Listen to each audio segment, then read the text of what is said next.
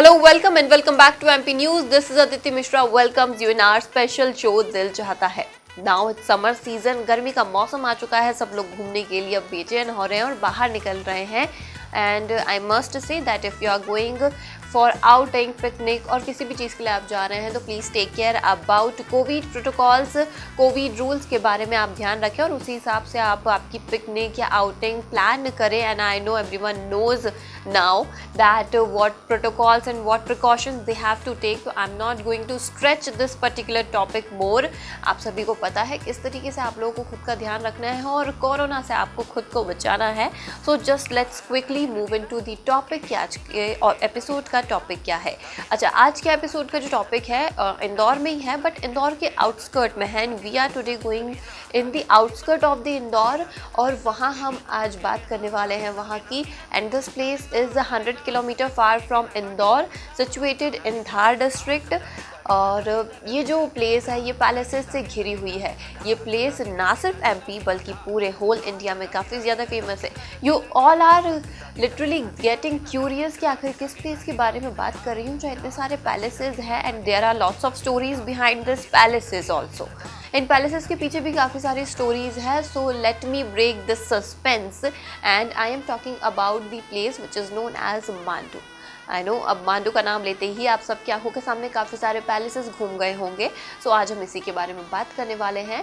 First of all let's talk about how this name Mandu, इस place को ये नाम कैसे मिला.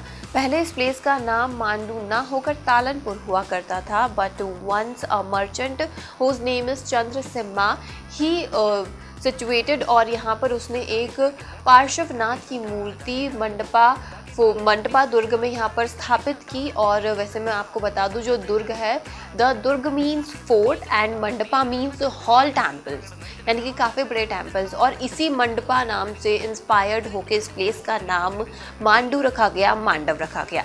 And as I told you that this place is also witness of love, और प्यार के लिए इसे जाना जाता है. So let's move into the story कि आखिर इस प्लेस के पीछे की स्टोरी क्या है, क्योंकि काफ़ी सारे लोगों के मन में रानी रूपमती, बाज बहादुर खान और काफ़ी सारे नाम चल रहे होंगे.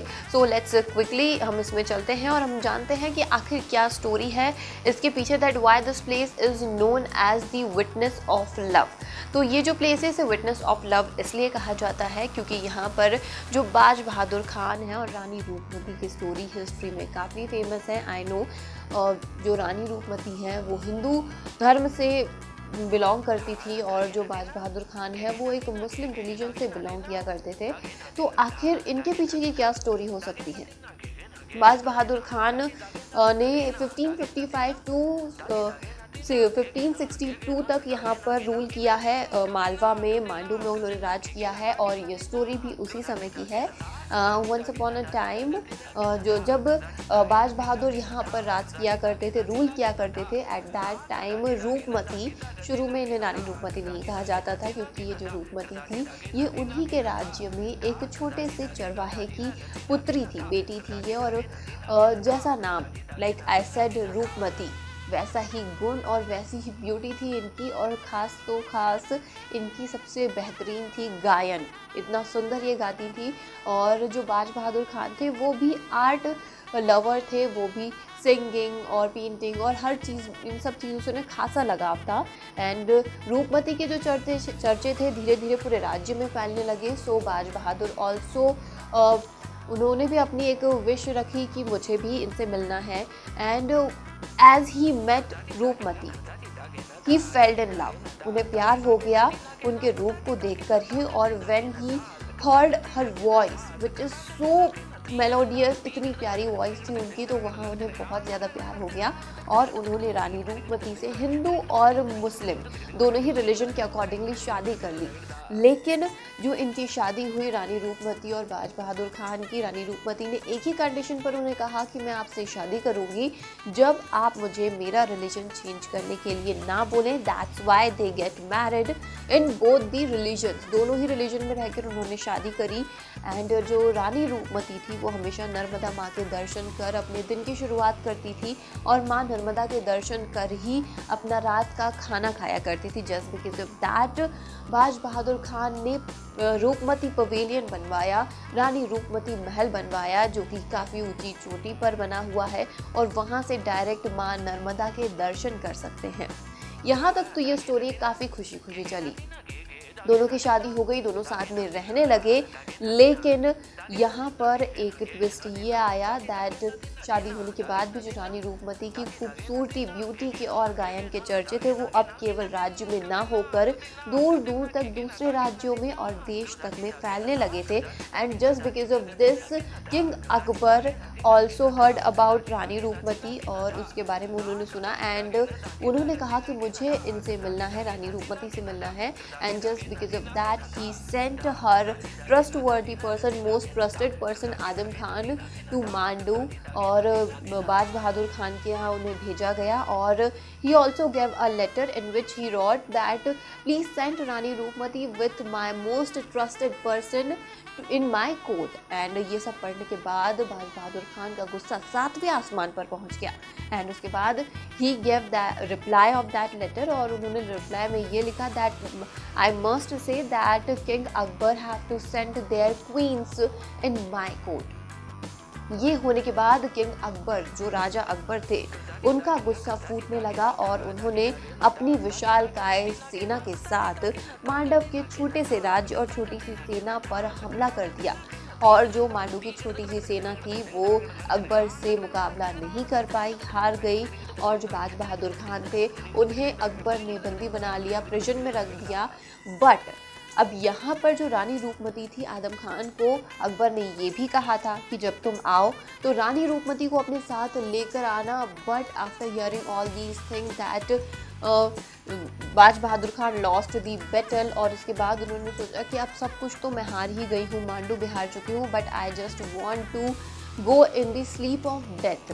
मैं मरना चाहती हूँ और अपनी इज्जत और आबरू के साथ मरूँ मैं, तो इज्जत के साथ मैं अपनी मौत को गले लगाती हूँ। And he poisoned herself and got dead when Adam Khan went over there, reached over there, उन्होंने रानी रूपमती को मरा हुआ पाया।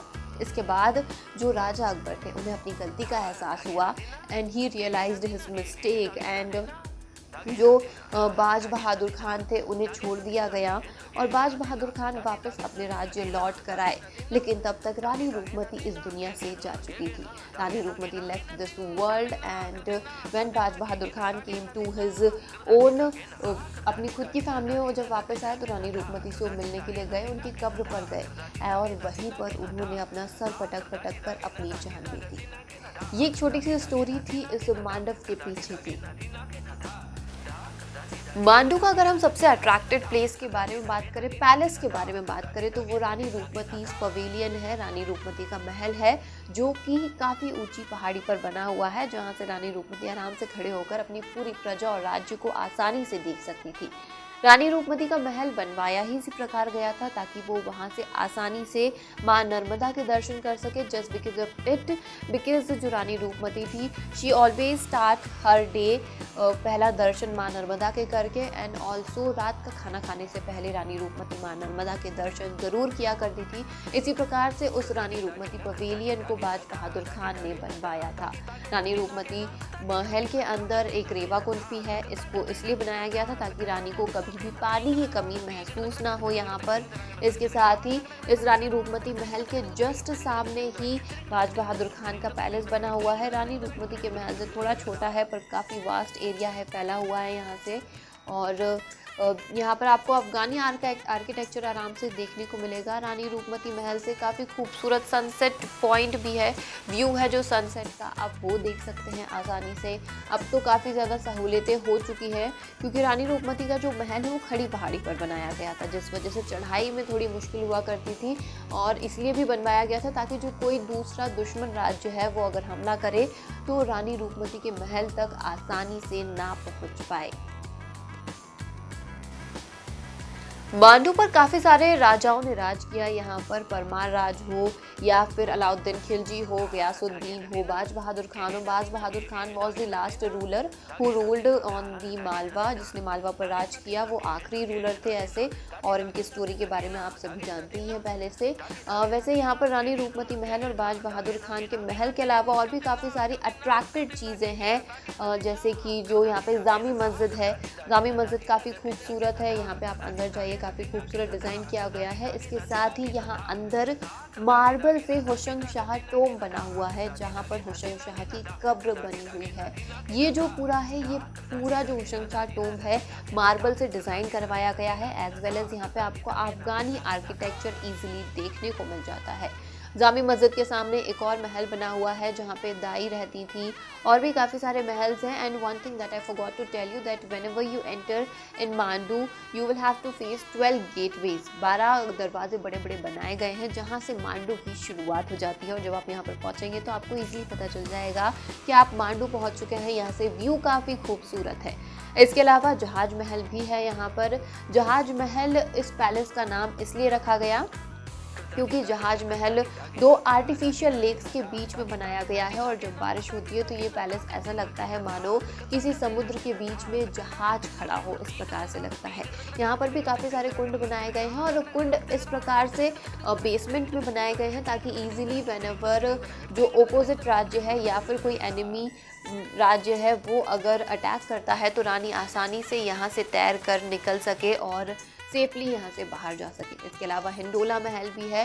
हिंडोला महल इसे इसलिए कहा जाता है, हिंडोला महल भी जब आप जहाज महल जाएंगे तो उसी के अंदर से पड़ेगा। हिंडोला महल इसे इसलिए कहा जाता है क्योंकि काफ़ी बड़ी बड़ी दीवारें हैं और वो कुछ झुकी हुई बनी है, इस प्रकार से जैसे कि कोई झूला हो, इसलिए इस महल को हिंडोला महल कहा जाता है। और काफ़ी सारे नीचे नीचे तलघर बने हुए हैं। काफ़ी खूबसूरत जगह है। मांडू की हिस्ट्री की अगर हम बात करें तो काफ़ी खूबसूरत है और काफ़ी लंबी है, बट इस एपिसोड में आज इतना ही बता पाएंगे। And if you are planning to visit over here, वैसे तो मांडू में विजिट करने के लिए ठंड का मौसम काफ़ी खूबसूरत होता है, but if you want to visit in summer you can also. खूबसूरती कभी भी मांडू की कम नहीं होती और उल्टा बढ़ती जाती है। So I think this is it for the today's episode, and I will see you soon in the next one.